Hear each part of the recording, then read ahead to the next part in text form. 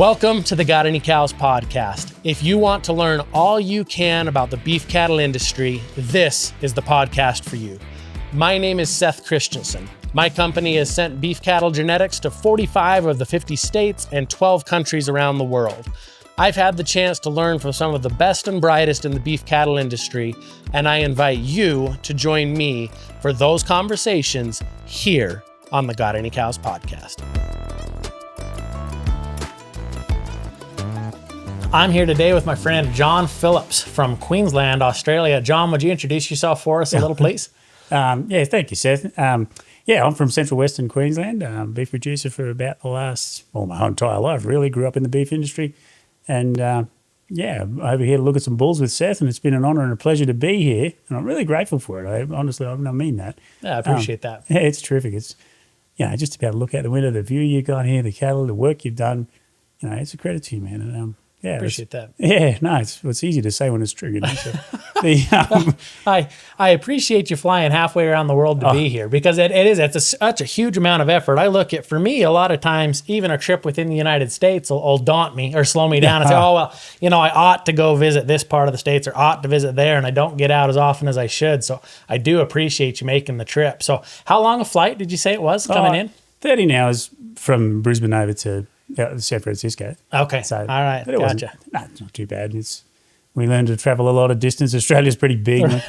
We go to visit the family and it's 10 hours in the car. So, oh, wow. So in Australia, if you drove from one side to the other, how long would that take? Days to get from one side to the other. Yeah. It's really vast, and there's not a lot of, it's not like built out as the States, So Sure. There was one bridge in Western Australia washed down last year the year before in a flood, and to truck supplies from Perth all the way to South Australia to the Northern Territory and back, by the time the truck driver had got home, was the equivalent of driving from Europe over to Japan. It was some phenomenal distance.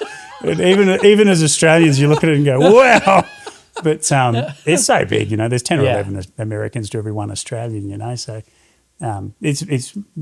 it's very sparsely populated. Most Australians live along the coast, Right, so, right. Yeah. In Australia, are most of the people all along one coast, or is it kind of on both sides? And it's all an island, I guess, so there'd be coast all the way around. Where is the population center? Mostly along the east coast. Mostly on the east coast, and then the city of Perth in Western Australia. And Western Australia is massive. It's 2 or 3 times the size of South Africa, I think. Wow. Off the top of my head. And it's the most isolated city in the world of over 1 million people. Huh. Just on the edge of the Indian Ocean. It's that far away. There's just desert from there to the next big city, which is Adelaide in South Australia. So. Wow. Yeah. So coming that kind of distance, we were just literally looking at a globe, and it is, you spin it from one side to the other to get from where you live to where we're sitting right now in Idaho. What brought you here? Oh, to look at some bulls. We've all had buyer's remorse, when you buy something and you go, nothing worse than when you get some genetics and you tip it in your herd. Right. And then 2 or 3 years later, you're like, well, what have I done? I missed that.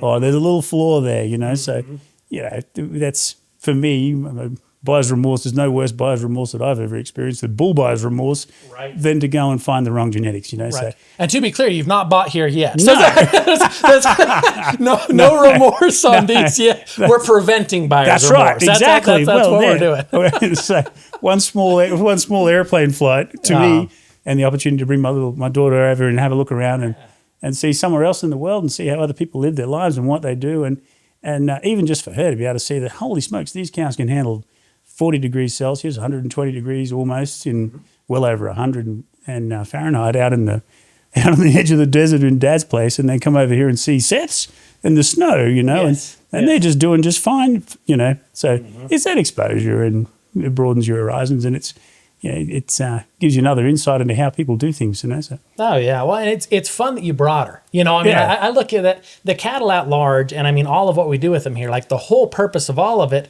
For me at least, it's my wife and kids. The cows are wonderful and I love them, but that's what they're here for. You know, is to provide for my wife and kids. So I think it's so cool to see Aubrey here with you.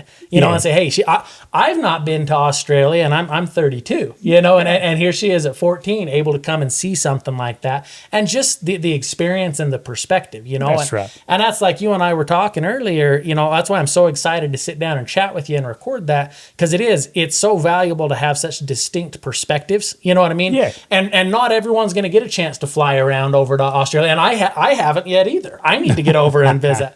But, you know, if we can bring some of that perspective, you know, whether it's for people that are here in the States, just learning from that different perspective, and or other people in Australia saying, hey, here's maybe some of what John saw while he was at Idaho or at Seth's place, and here's some of how that would apply to what Australia is from someone that understands Australia. Because, I mean, I could talk till I'm blue in the face. Oh, well, this is what they do in Australia.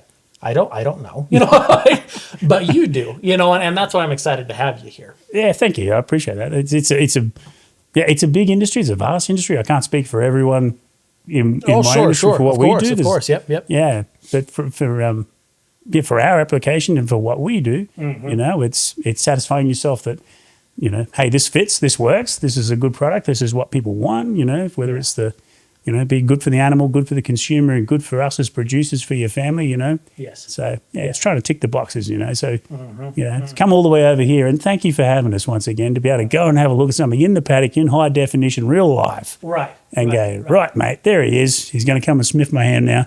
Yeah, okay, you've ticked that box for temperament. Yes. Next, we're going to have a little look at your feet. Next, you know, and just work your way around the animal and get to know them. You know? There's no replacement for it. Well, and I think this is checkmate for anyone that says, well, Seth, your place is too far from mine here in the States. Like, sorry, my place isn't too far for anybody.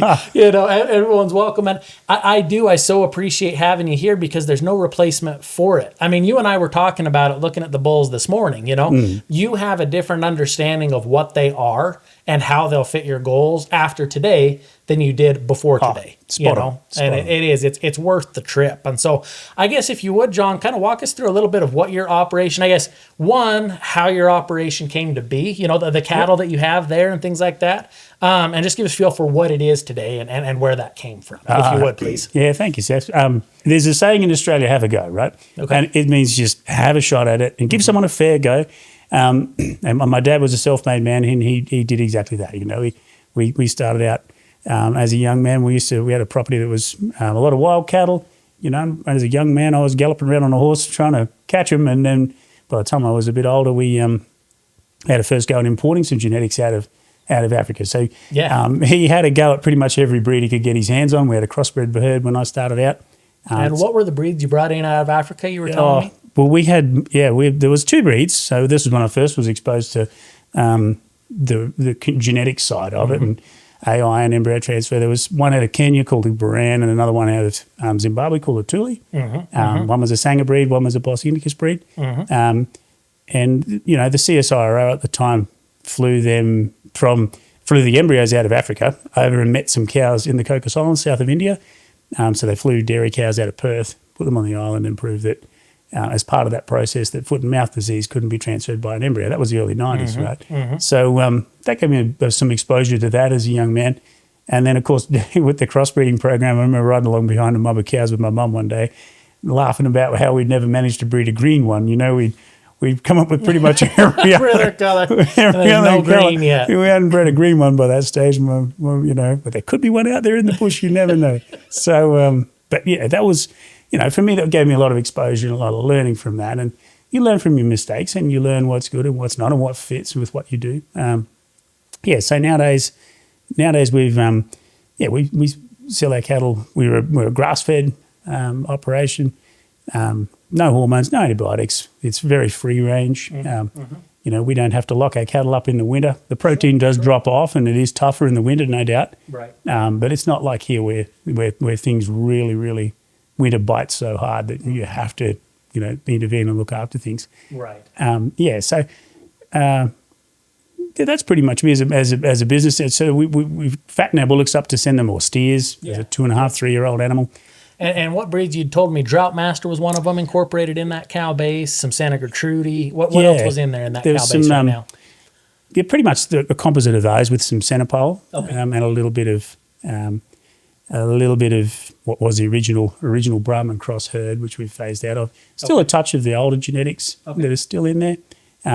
Also some Belmont Red, which is like the South African Bonsmara, which is a cross of the Afrikander shorthorn Hereford. Okay. So yeah, but nowadays we're just trying to standardise that from having every colour under the sun to a red pole product that the animal's nice and quiet, fits the bill for us on our what we look for to be a safe, healthy, efficient animal in our environment to be able to do the job for us and be able to go out there with your family and enjoy doing it, not resent the animal after it tried to eat you. Right.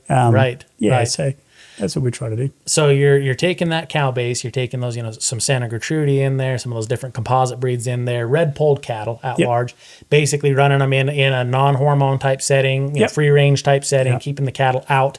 And then point of sale would be on the steers, on the bullocks, which I was educating myself. I've been learning from you all day. We've just been looking at cows, but I've been learning from you. So on the bullocks or the steers, the ones that don't fit the program, you're selling them at basically weaning stage, and then others you'll take all the way through and sell on the rail. Could you walk us through some of how that all ends up working for you?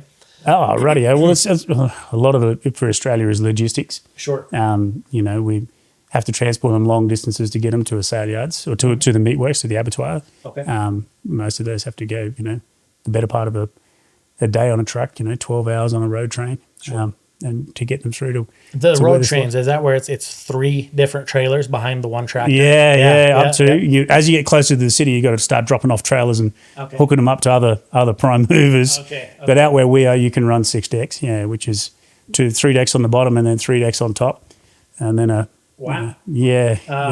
sort of 600 horsepower or thereabouts, Kenworth up the front, and away they go. Wow. That's distinct from what we can do here. How much weight can you get onto one of those? I mean, as far as if you're loading as big a one as you can get, as full as you can get it, and now obviously like we've been doing all day, we're gonna have to translate from kilos to pounds.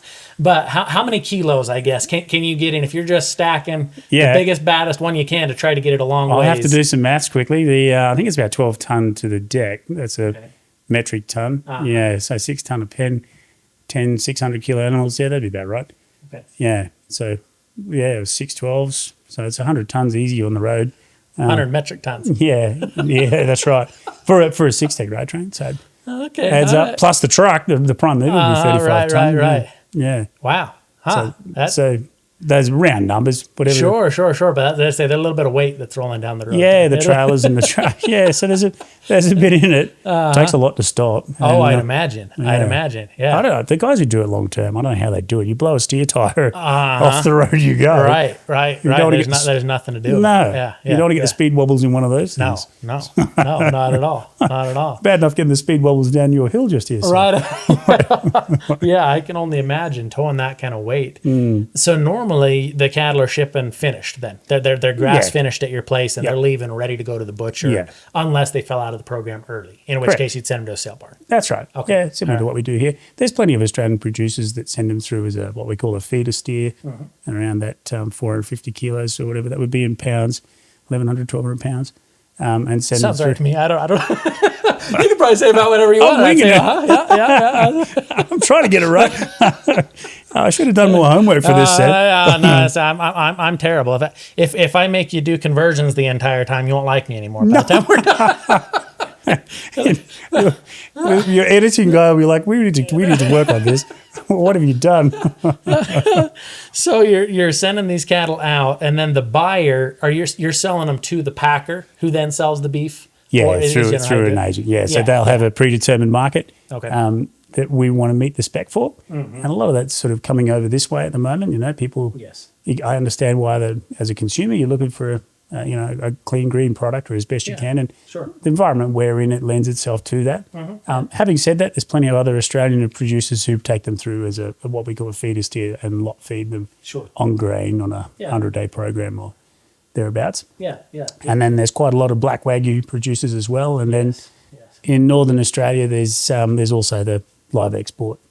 So, which is the high indicus content cattle that they'll put on a boat and send to Indonesia and some other countries in Southeast Asia. Gotcha. Yeah, as a yeah. So looking at that cow herd that you have, and you've got some Akaushi yourself. Walk us through, I guess, that Akaushi acquisition and what made the Akaushi appealing to you to even get in them and to buy the cows that you have. And I guess tell us about that. Tell us about the cows you have and kind of what they are, where they came from. Give them a feel for what those cows are, and then that'll maybe lend itself to why you'd come look and see what some of these are and how those might come together. Yeah, that's a good question, Seth.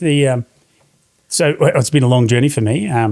Naturally, when you've got your own herd and you've put, 10 or 15 years of your life into it, you don't want to, take too many risks and get something wrong. Sure. Came across the breed through a colleague, and initially we were looking to refine the breed and improve them.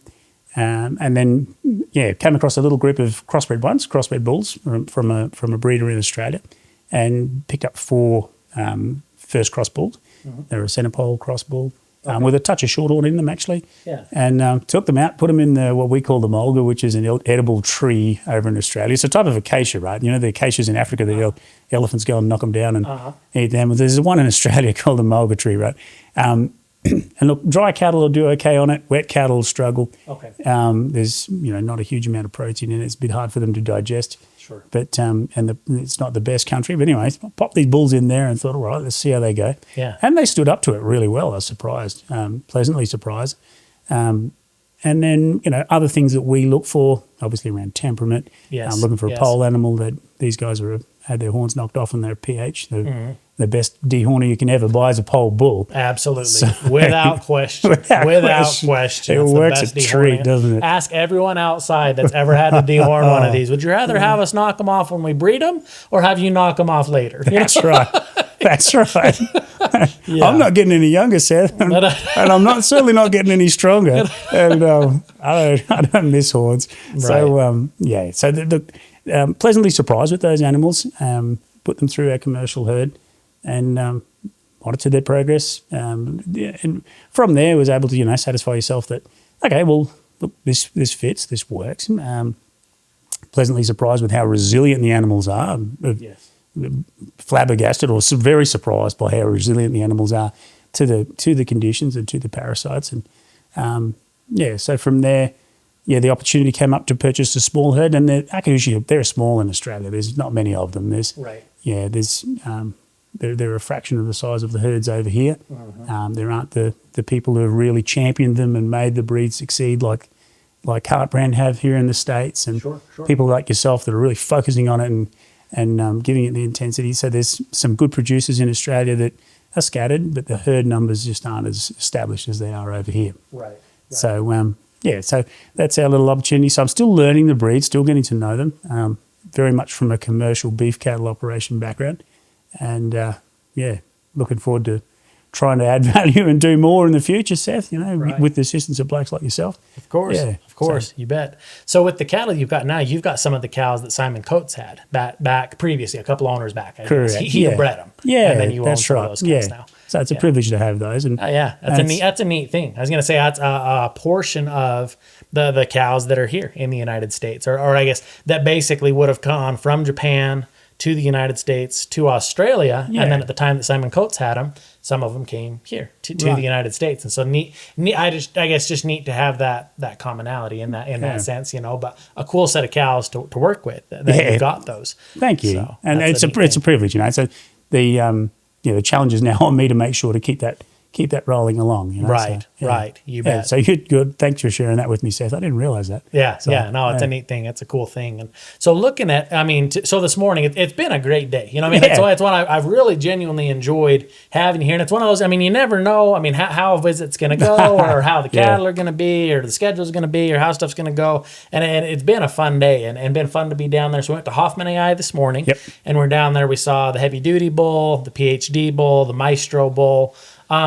Tell me, I guess, about what all you were looking for, I guess, in being willing to make the flight to even come and evaluate those bulls, fill me on some of what you were looking for, and then some of what you see, I guess, in those bulls. And then we saw the Guapo bull as well on the way up here. Walk me through, I guess, some of what all of the nice things, of course. And any flaws, they're flawless bulls, clearly, as well. And they're perfect animals because those exist, along with unicorns and, and so on and so forth. But I guess tell me what you were looking for and what did you find, when you came to see those bulls? Oh, well, the thing that comes to mind when you talk about the distance of the flight, right? Yeah. Well, for me, it's 12 hours. That's not much, really. when you think about it, like the Emperor of Japan to go and get to when he formed the breed. Yes. How long would it take to import all those Devons and Simmentals to the South Island of Japan? Mm-hmm. You know, like that. Hanwoo out of Korea. And yes. Korea, and then yes. that's years. And, you know, for me, 12-hour flight to come over here and lay eyes on an animal in high definition real life and go, okay, all right, that's what we're looking for. Was it worth the flight? Yeah, definitely. Yeah. There's a Japanese saying, I'm not sure if it's a Confucius saying, that the one thing in life you can't take to extremes is balance. To me, I found that very profound. That's well put. Yeah, it is. And I feel like the Japanese have done what they do, which what they tend to do with all sorts of things, like, well done, Mr. Daimler and Mr. Benz and Mr. Ford, you made a car and a motorbike, and the Wright brothers, would you like us to refine that for you? Right. And then away they go and just wheel out something that's schmick, So from a beef cattle point of view, I mean, the black ones were for the northern islands in the colder climates and more of a multi-purpose, whereas these, they bred them to be able to put, to have a proper steak or a proper, to have that intramuscular fat through the meat. Right. Put the fat in the meat, and good fat that's healthy, keeps your blood thin and your eyesight good and, good for your heart. So to strike that balance. And that's what you're looking for in a bull. You want to see a young bull that moves freely. He's relaxed. He's got his head down. He's not upset.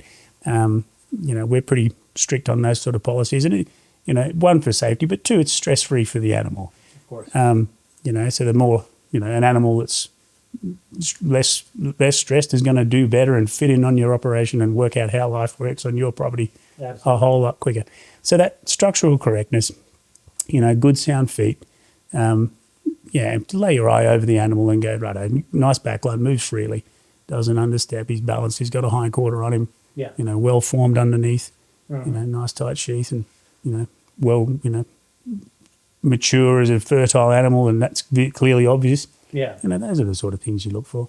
Right. But, I often go back to the Japanese saying is the balance, The balance, yeah. Because you can breed for one thing and go real hard on that, and then all of a sudden you've compromised on all these other traits, So, to try and strike that balance in your beef, in your herd, to, have efficient females, but then be able to bring through a product that people want on their plate. Right. Well, and I'm right there with you. When we talk about docility, or cattle that are easy to handle, cattle that are mellow, cattle, like I said, they keep their head down. They're not high-headed cattle. They're not coming to eat you the moment that you're in the pen.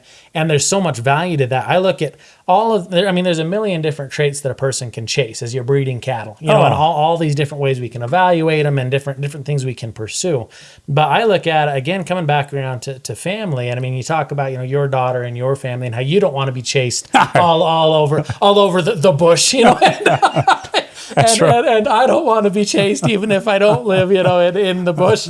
But I look at it like, if we don't have that piece in place, everything else is pretty secondary. Like, if we can't safely work the cattle, like if you and I as people are at risk just to engage with I don't care what else it has that's fantastic or exciting or great. Yeah. It doesn't have a place here, and that's one of the things that's been a real focus and a real priority, because if people are going to get hurt in the process, everything else goes out the window, And so for me, priority one, and one of the things we've talked about several times prior to your flight and coming here to see him in person is docility. Mellow cattle, having them be easy to handle. Were you happy with how they were to look at today, the bulls, as far as their manners? Absolutely, mate. Yeah, that's right. Yeah. That quiet eye, you see a horse when it's relaxed, it has a quiet eye. Yeah. Just a quiet eye. And to drop their head and, be cool with your presence and, that simple thing, be able to walk up to them in the paddock, that Guapo bull. Yes, yes. It's, and I hope, I don't know how to put this, I hope your cameraman can make me look better on camera than Guapo does on your picture, because the photo doesn't do him justice when you see the bull in the paddock. I'm always glad, as long as you say that he's better in person than in the picture, that we don't have to edit out. I'm glad there you go. You can keep that one. Well, I'm glad we stopped in. Thanks for fitting us in there. For sure. Yep, the picture doesn't do the bull justice. He's better than the picture. He is. Yeah, that's right. Yeah. So that was good to pull up and see him. That's for sure.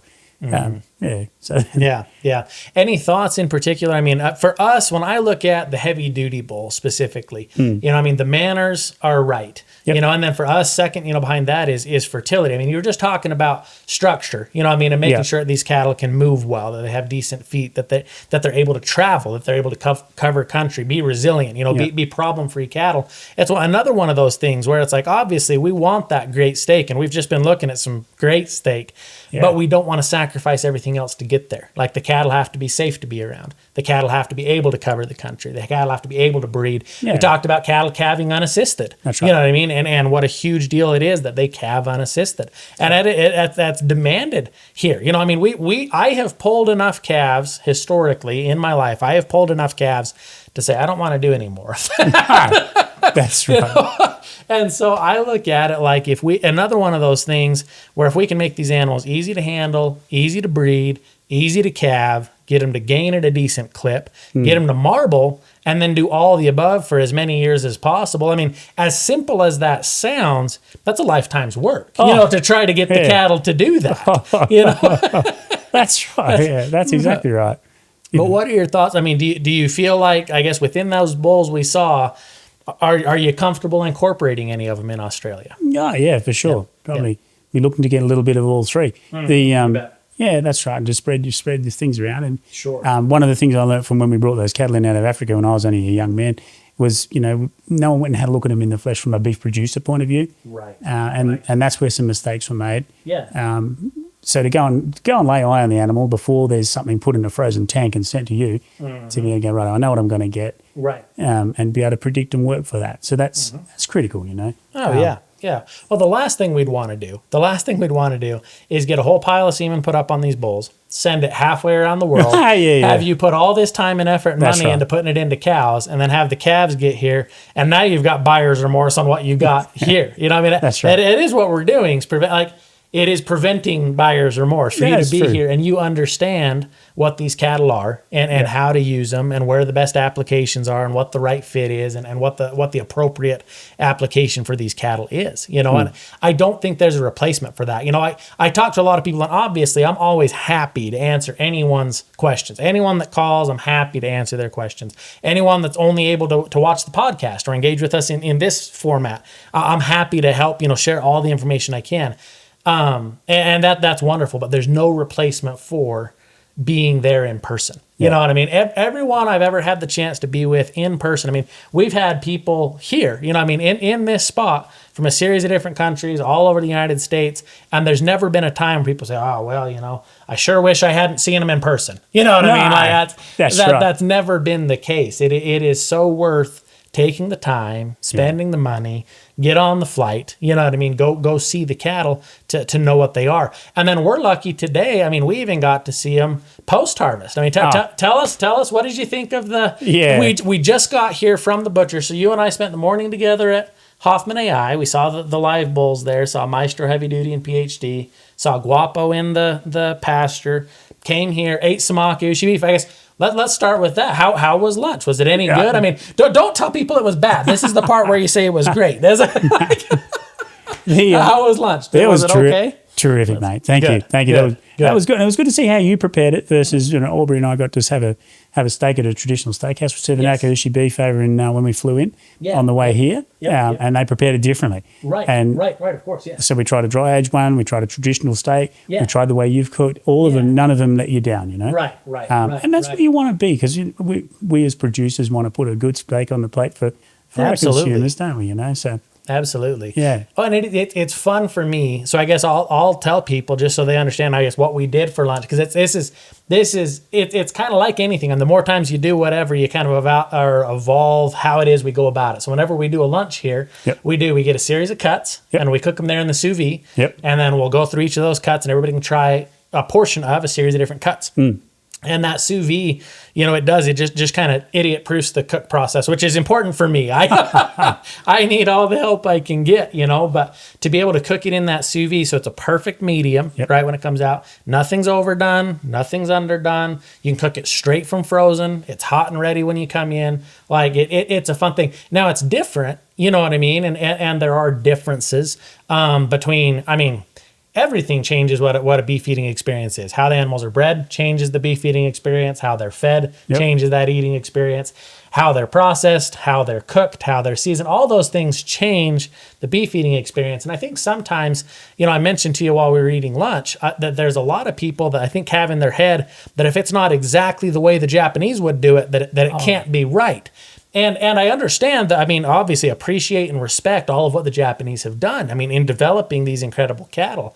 But I think it's a mistake to say we have to do it exactly the way they do it in Japan. Because if all we're doing is trying to be a copy of Japan, why wouldn't somebody just buy it in Japan or from Japan?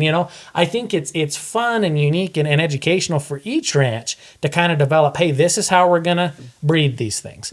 This is how we're going to feed them. Yep. This is how we're going to harvest them. This is how we're going to prepare that beef and or season it, and this is how we're going to eat it.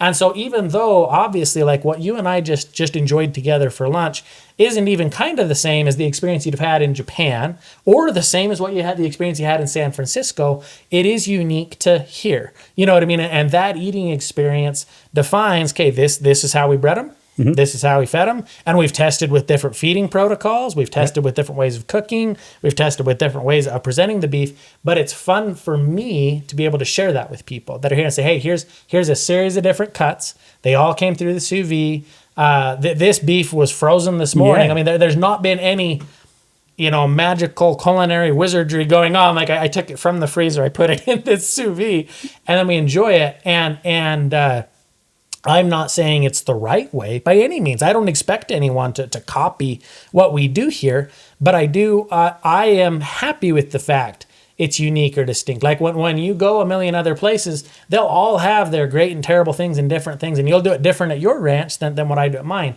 But the experience here was unique to here. And I think that's a neat thing, that each ranch truly can develop their own experience, eating experience, that ties to how they do things, that you breed them different and feed them different, everything else than what I do.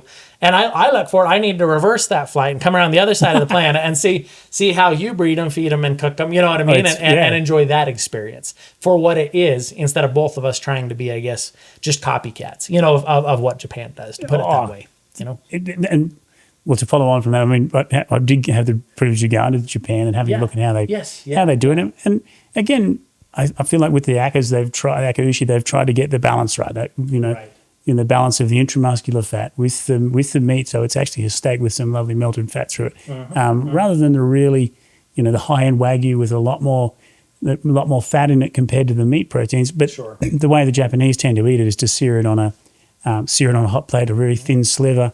With rice, it's beautiful, but you don't eat big quantities of it like we do in the Western kitchens, Right.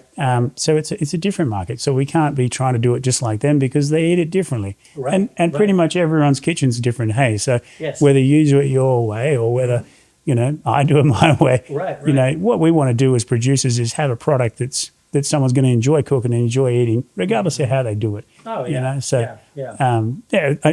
I was impressed by how well that meat came out of the freezer and then was then cooked. Because, we all know how much freezing the beef can knock the quality around. Right. For sure. But for a high quality product like that to come out of the freezer and then cook up so well and be so tasty and tender, that's another tick for me. Yeah. Just puts a little one thing I hadn't tried and there you go. Didn't know that. Thank you, Seth. Learned that now. Right. That works. Right. So no, thank you. Yep. And and anything that I do, it's all a combination of all the places I've been or folks I visited.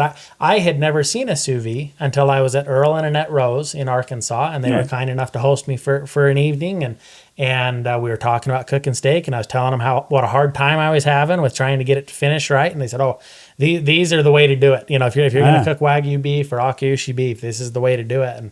And I tried it, and for us it works. I'm not saying it's what everybody has to do, but for us it works. And I think that's where there's so much value. I have gotten so much value out of going these other places and learn a little bit from here and a little bit from there and a little bit from there. Or same with genetics. We've brought in a little from here, a little from there. Same with management or anything else. I've learned a little bit from a series of places, and that's always my hope. Every time I sit down to record a podcast, if we can take a little bit from all the people I've sat down and learned from, and say, hey, let's take a little bit of that, package it up. And rather than me, I guess, repeat what I learned to whoever else, let's let other people learn from the person I learned it from. You know what I mean? Yeah. And then now I know a bullock and a steer are the same thing.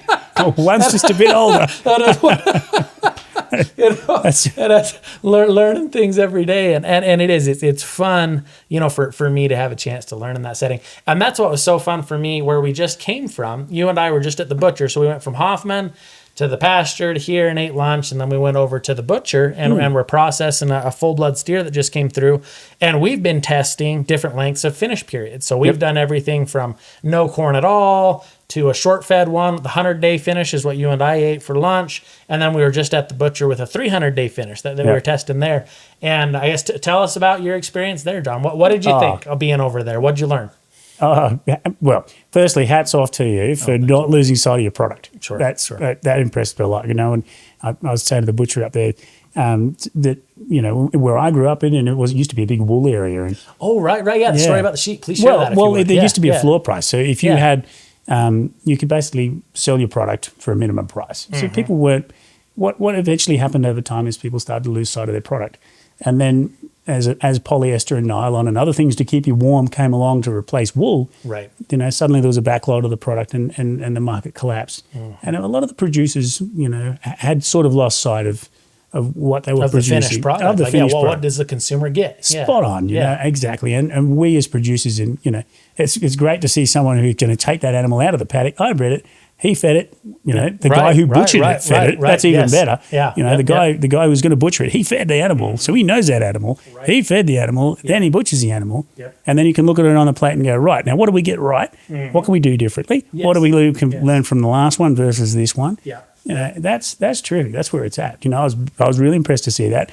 And I enjoyed when he broke the carcass open and you could just see that intramuscular fat through the beast without huge amounts of fat on the outside. Right. Trying to get the fat in the meat to make it cook well. Yes. That was a bit where that's again something where I thought put my mind at ease. Seth to go, okay, that's proof in the pudding right there. Right. From the guy who bred it, fed it, butchered it. Yeah. All just a stone's throw from right here. Right. Exactly. So that's credit to you. And we as producers, we can't lose sight of that. We've got to try and, do what we need to do to tick the box for the consumer and the animal and ourselves, Right. All three of them. Hey, for me, we have our little rules, that apply to our herd and will apply to our cows. We call them, you look at a cow, have you any cows? That's the name of the podcast. Well, I've got some. Right. Got any cows? And I love my cows, And what are they there for? Well, we've got to care for you, whether it's the cow, the consumer, or you as a producer. That cow in the paddock, she's the thing that gives you. She's the engine room of your business, right? She's what gives you your productivity driver. She puts the meal on someone's plate. She puts your replacement heifer in the yards in the paddock in a couple of years' time. The ones you keep, So she's critical to your business, and we've got a little rule that I run by. It's called our she rules.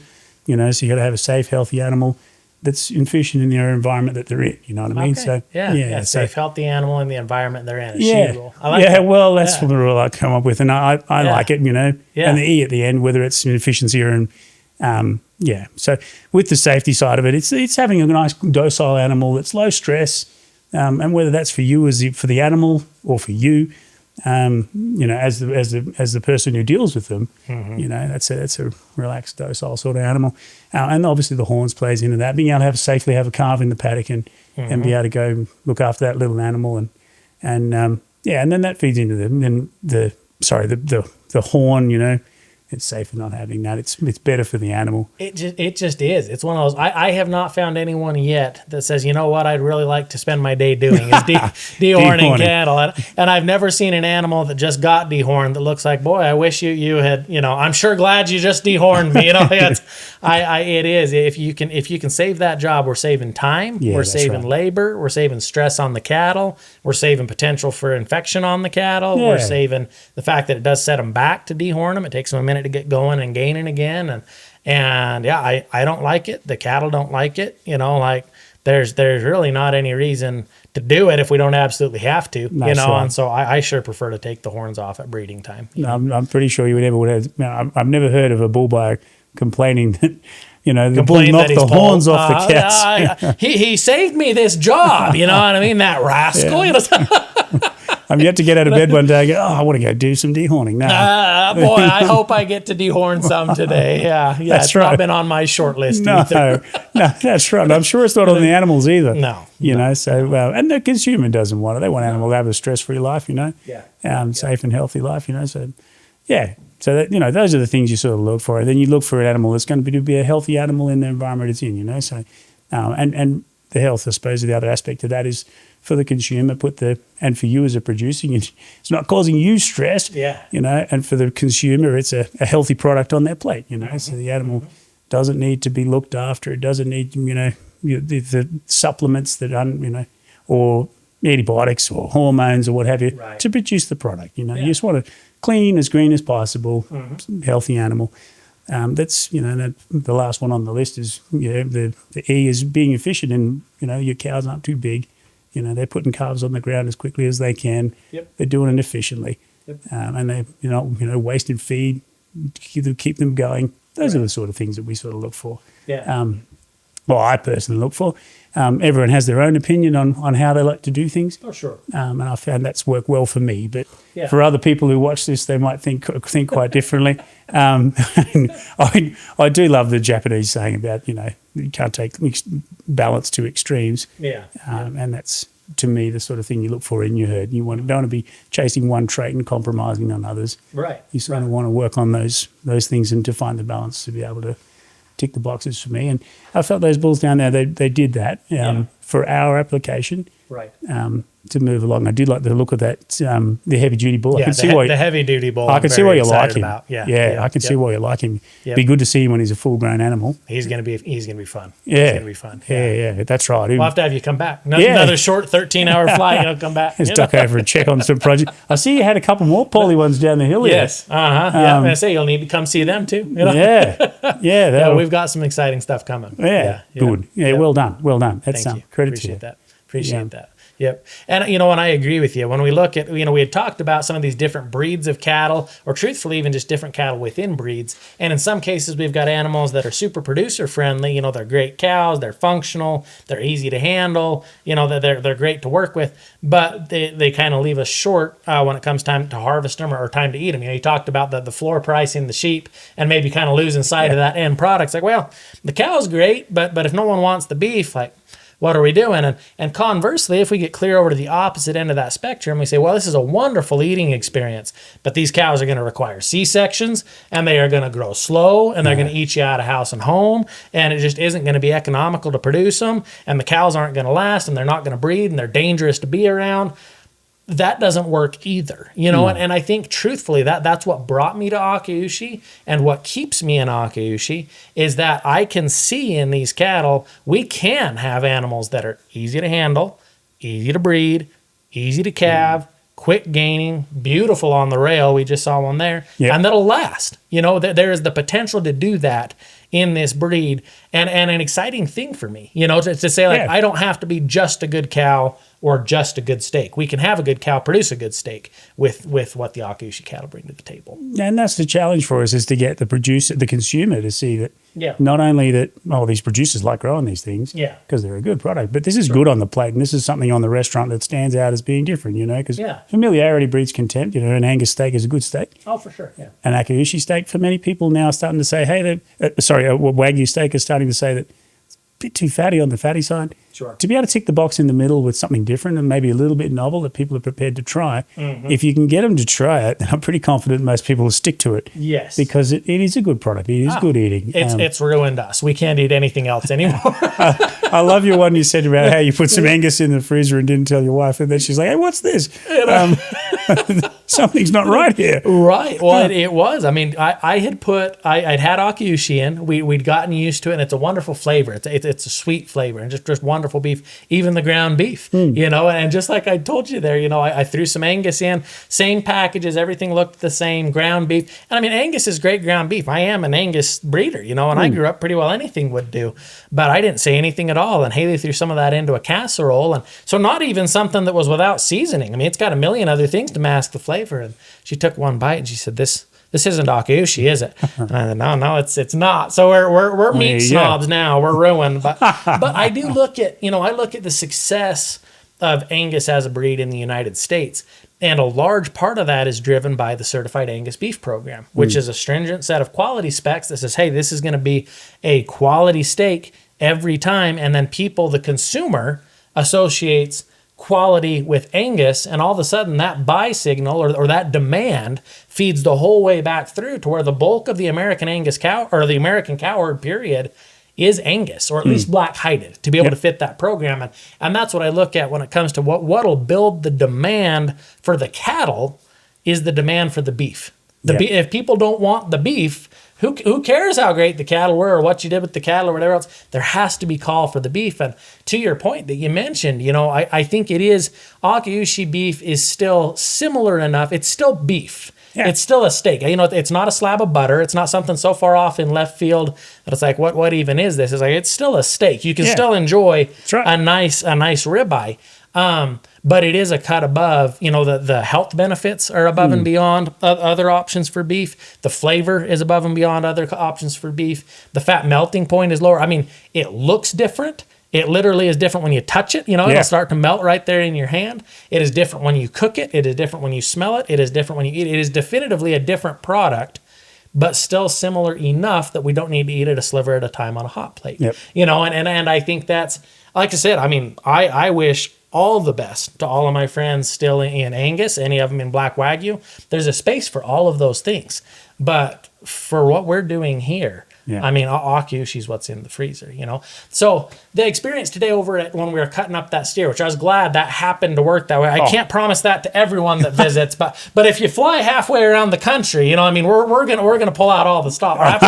Halfway around the world, not the country, halfway around the world, we'll pull out all the stops. Tell us, I guess, a little more about that. You'd mentioned, being in there and seeing that animal cut, but I sure enjoyed that. That was fun for me. What did you see, I guess, in that finished product? Well, to put myself in your shoes, I was impressed to see him break that open, and for you to see a little smile come on your face straight away, that's good. That's rewarding. That's where it's at. That's why we do what we do, hey? Right. To make a good product. So the intramuscular fat through the meat, the way. I guess there was plenty of flesh on the animal. It was good carcass. And talking to the guys butchering it, comparing other breeds and other cuts, and he was quick to say, "Hey, look, if this was from X, Y, or Z different breed, then you wouldn't be seeing anywhere near this, the marbling through the meat." And marbling's becoming more mainstream for consumers. They know what to look for, and so if that's a trait that they want, then that's something we should be focusing on trying to do. So now to be able to tick the box in there at the shop, and then know that out in the paddock there's those good qualities that you talked about. Plus, there's a couple of others that really struck me as how well they can handle different conditions. Whether it's tropical North Queensland over in Australia, way out west in really dry, arid conditions here in like the high dry areas of Idaho, and the animals are doing just fine.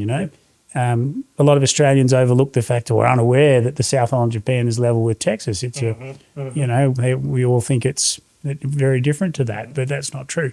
So to be able for an animal to be able to do it in all those different environments, and then to be able to take it to up there and butcher an animal and go, look, there's the product, and there's plenty of beef and there's plenty of marbling through the beef. So credit to you, and that gives you confidence in the breed. That gives you confidence in what they're doing, and it sometimes makes you wonder how we've overlooked some things that is something that's sometimes something so good has been under your nose for some time. Sure, yeah. There's the old saying about how we put a man on the moon before we put wheels on a suitcase. I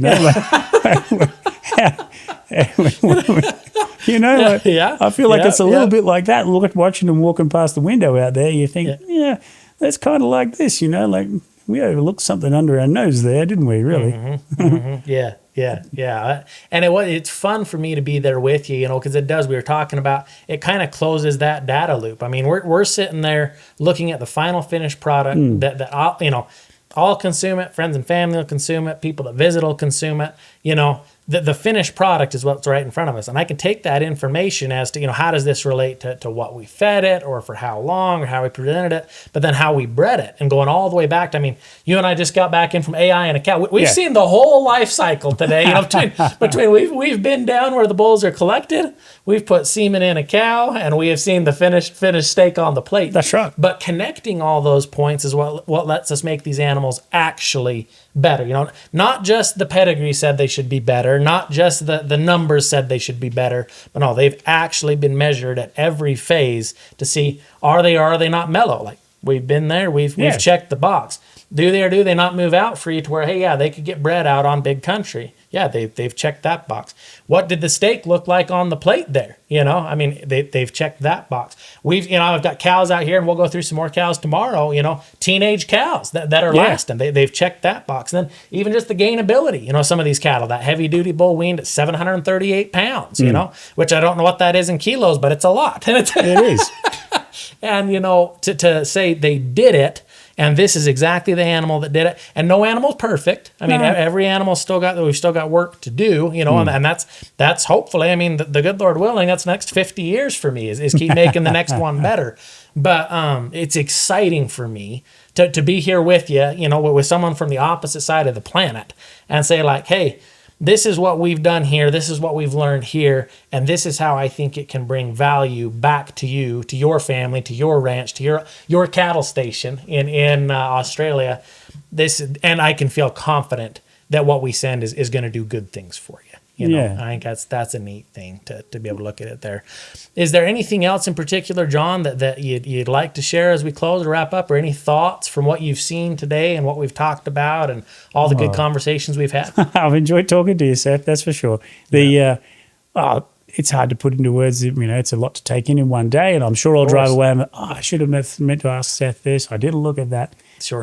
So it's a lot to take in. But well, firstly, thank you very, very much for having us. Absolutely, my friend. Appreciate you being here. Oh, yeah. Really appreciate your hospitality. Appreciate you taking us in, showing us around. Yeah. And I guess looking forward, you see in my time, there's in Rockhampton, we call it the beef capital of Australia, right? Yeah. There's a trade show on every 3 years, and the different breeders come along. And I've been going to that for most of my life, right? Ever since I can remember as a young man. And over that time, there's a lot of good breeders that have done a lot of good with their cattle. And they really have, and to give them credit. And I've been fortunate to be able to source some genetics from those people and put them into our herd and improve them for what we're looking for. And no doubt it's the same with the Angus breeders, and they started a lot of the genetics, the programs with on data, and which other breeds are now picking up on and capturing. And I feel like with what you're doing here, Seth, with being able to walk out the door straight across over in the shed, a cow, you got your tanks there, you got it all set up, cattle right nearby. To be able to use the technology we've got now to be able to, skip ahead and catch these cattle up quite quickly, and who knows where it can go. We tend to trivialise the things we don't understand. Most people don't know that the reason why we have antivirals came from a cow. The smallpox. Yeah. Right. Australia's biggest company is CSL that makes serum plasma for pharmaceuticals. The most of the makeups and tallow and leather goods and all these things that come from cows. People tend to trivialise what they don't understand. But if we've done that in the past, who knows what's going to be in the future, with technology and being able to focus and skip ahead on genes and identify different genes with technology. And, there's a lot of future there, a lot of big opportuniity. So I look forward to seeing what you're going to be doing in the future. I do, man. I appreciate that. Yeah, so I've sort of just blurted that out as my thoughts. But I appreciate it. I do. Yeah, I do, look forward to the future of that one. And once again, thank you very much for having us, kind sir. Yeah, you bet. Thanks for taking the time and recording. It's been a privilege, John. Thank you. You bet. Thanks for joining us for this episode of the Got Any Cows podcast. Be sure to subscribe, rate, and review wherever you get your podcasts, and visit us anytime at gotanycows.com.